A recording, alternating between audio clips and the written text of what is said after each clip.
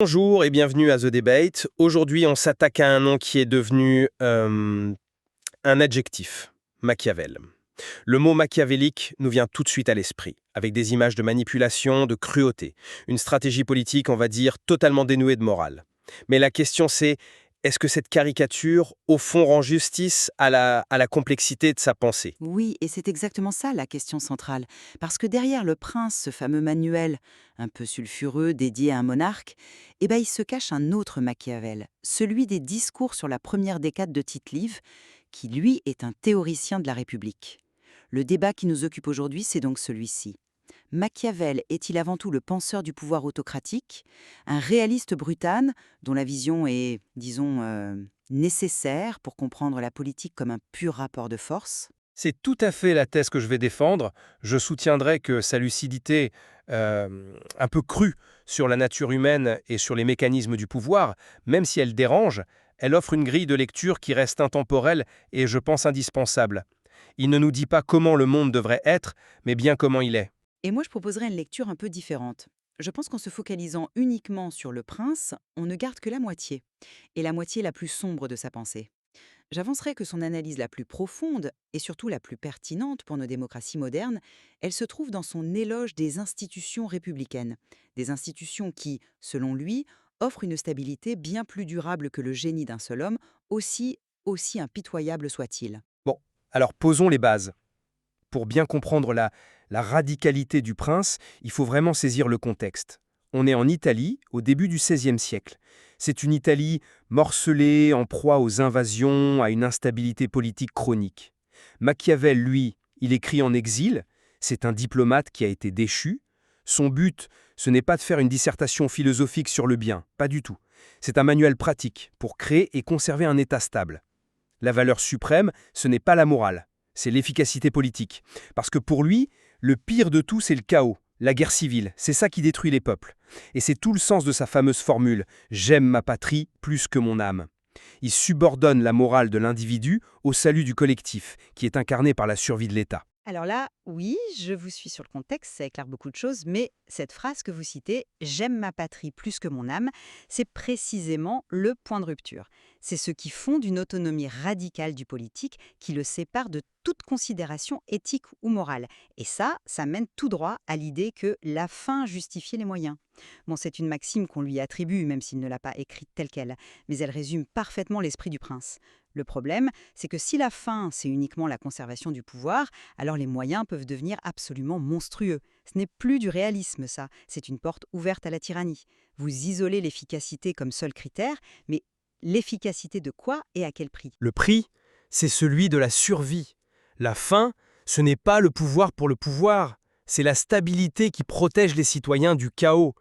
Machiavel, il a vu des régimes vertueux, comme celui de Pierre Soderini à Florence, s'effondrer par simple manque de fermeté et livrer la cité à ses ennemis. L'idéalisme, ça ne sauve personne. Et c'est là qu'intervient son concept clé de vertu. Attention, il ne s'agit pas de la vertu au sens chrétien du terme, c'est la compétence, l'audace, la capacité du dirigeant à modeler la réalité, à imposer sa volonté à la fortuna, cette espèce de chance capricieuse qui gouverne la moitié de nos vies. La vertu, c'est cette force qui permet de construire des digues pour contenir le fleuve déchaîné du destin, quoi. Oui, mais cette vertu du prince que vous décrivez, elle est intrinsèquement liée à la violence et à la tromperie. On ne peut pas l'ignorer. Prenons l'exemple que Machiavel lui-même admire tant. César Borgia et la pacification de la Romagne. Qu'est-ce qu'il fait? Il nomme un gouverneur d'une cruauté absolue, Ramiro de Orco, pour mater la région. Et une fois que l'ordre est rétabli par la terreur, que fait Borgia? Eh bien, il accomplit ce que j'appellerais un chef-d'œuvre de vertu politique. Il est conscient que la cruauté de son lieutenant l'a rendu haïssable aux yeux du peuple, donc il se dissocie de son propre instrument. Il fait arrêter Dorco, le fait exposer en deux morceaux sur la place publique, avec un billot de bois et un couteau sanglant à côté, écrit Machiavel, et il note que ce spectacle laisse le peuple à la fois satisfait et stupéfait. Borgia a atteint deux objectifs d'un coup. Il a ramené l'ordre et il a purgé la haine populaire en la canalisant sur un bouc émissaire. Il a montré qu'il pouvait être à la fois impitoyable pour rétablir l'ordre et juste en punissant les excès. C'est une démonstration de force et de communication politique redoutable. C'est l'invention de ce qu'on appellerait aujourd'hui une opération de com', un blanchissement de réputation par une action spectaculaire. Vous parlez de chef-d'œuvre. Franchement, moi j'y vois une manipulation cynique et une leçon absolument terrifiante. Ce modèle de gouvernance, est-ce qu'il est seulement viable à long terme? En fondant le pouvoir sur une performance de cruauté et de duplicité pareille, Borgia ne crée pas une stabilité institutionnelle. Il crée un équilibre de la terreur qui dépend entièrement de sa personne. D'ailleurs, son pouvoir s'est effondré dès que la fortuna, la chance, a tourné. N'est-ce pas la preuve ultime que cette virtus centrée sur un seul homme est un fondement bien fragile pour un État? C'est un bon point sur vulnérabilité.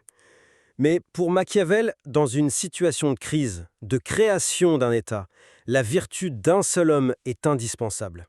Il est le médecin qui doit administrer un remède, même violent, pour sauver le corps politique qui est malade. La question des institutions, elle se pose après, une fois que la stabilité est acquise. Mais l'acte fondateur, lui, il requiert cette concentration de pouvoir et cette amoralité. C'est ce qui nous amène à sa question la plus célèbre, n'est-ce pas? Vaut-il mieux être craint qu'aimé? Et sa réponse, on la connaît. Il faut être train, car l'amour, c'est volatile, alors que la peur, c'est un sentiment que le prince, lui, contrôle. C'est là que l'analyse du prince, seul, montre ses limites et doit être complétée par celle des discours. Parce que dans les discours, Machiavel change complètement de focale. Il ne s'intéresse plus au prince, mais à la République, et surtout à la Rome antique. Et qu'est-ce qu'il nous dit? Que les républiques sont plus stables et plus pérennes que les principautés. Et pourquoi? Parce qu'elles ne reposent pas sur la vertu d'un seul homme, qui est mortelle et inconstante, mais sur la vertu collective du peuple et surtout sur la force des lois et des institutions.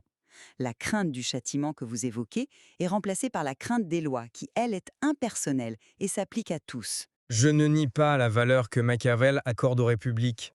Mais il distingue les temps et les situations. Le prince s'adresse, on l'a dit, à un fondateur d'État, ou à un réformateur en temps de corruption. Les discours, eux, analysent un État déjà établi et vertueux. Vous opposez les deux œuvres alors qu'elles sont peut-être complémentaires. L'une décrit comment créer un ordre à partir du chaos, l'autre comment le maintenir. Et l'analyse du prince sur la nature humaine, elle, reste valable dans les deux cas. Il écrit que les hommes sont ingrats, changeants, simulateurs et dissimulateurs. Cette anthropologie pessimiste, c'est le socle de son réalisme.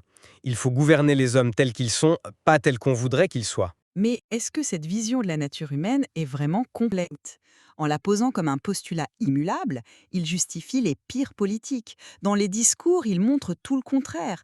Il montre que des institutions républicaines bien ordonnées, comme le conflit maîtrisé entre le Sénat et le peuple à Rome, peuvent justement canaliser les passions humaines et produire de la grandeur.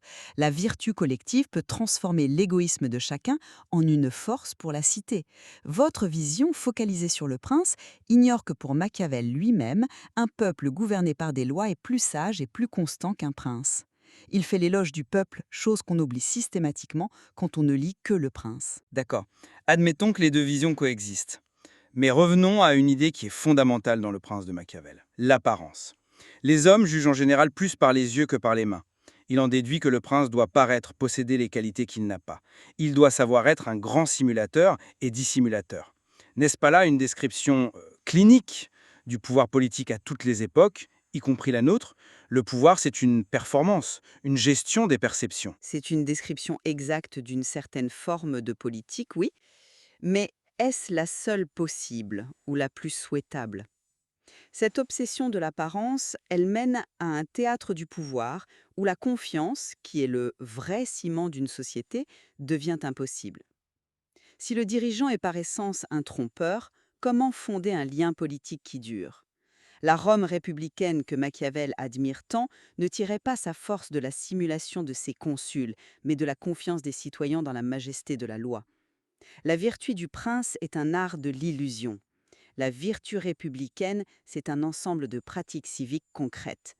C'est une opposition fondamentale, vous ne trouvez pas? Mais même dans une république, n'y a-t-il pas des moments où un leader doit agir en dehors des règles pour sauver l'ensemble?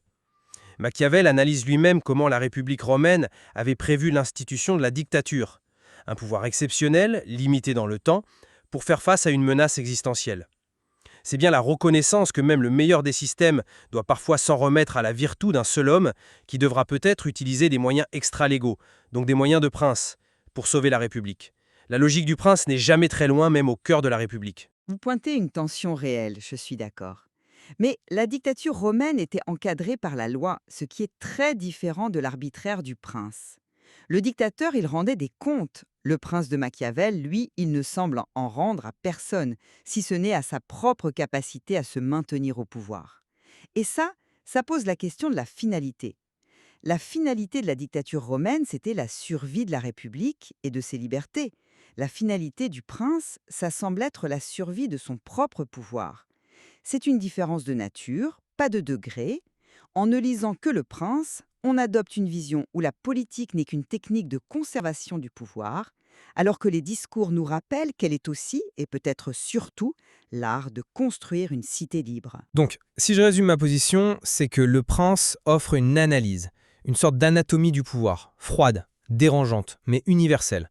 Sa description des dynamiques de force, de l'importance de la réputation, de la nécessité parfois de choisir le moindre de deux mots, tout ça reste d'une pertinence redoutable pour décrypter les relations internationales, les luttes de pouvoir en entreprise ou les stratégies politiques. Il nous donne les outils pour comprendre le pouvoir quand il se dépouille de toutes ses justifications morales. Pour moi, c'est une leçon d'autodéfense intellectuelle. Est un appauvrissement. Elle nous enferme dans une vision cynique des relations humaines et nous fait oublier l'autre moitié de l'héritage de Machiavel, la conviction que la liberté et la grandeur d'un État reposent sur de bonnes lois, la participation des citoyens et un certain sens du bien commun. Des concepts qui sont largement explorés dans ces discours. Le véritable débat, finalement, ce n'est peut-être pas d'être pour ou contre Machiavel, mais de choisir quel Machiavel nous voulons lire et retenir. La question reste donc ouverte. Faut-il voir en lui le théoricien d'un réalisme politique nécessaire, qui accepte que la stabilité exige parfois des actions qui sont moralement répugnantes? Ou faut-il plutôt le considérer comme le penseur qui nous rappelle que la puissance la plus durable, ce n'est pas celle d'un homme seul face à la fortuna, mais celle d'une communauté de citoyens unis par des lois justes. La tension entre ces deux facettes de sa pensée est ce qui la rend encore aujourd'hui si profondément stimulante. Si vous avez aimé cet épisode de Café philosophique, soutenez la chaîne en likant et en partageant avec vos amis.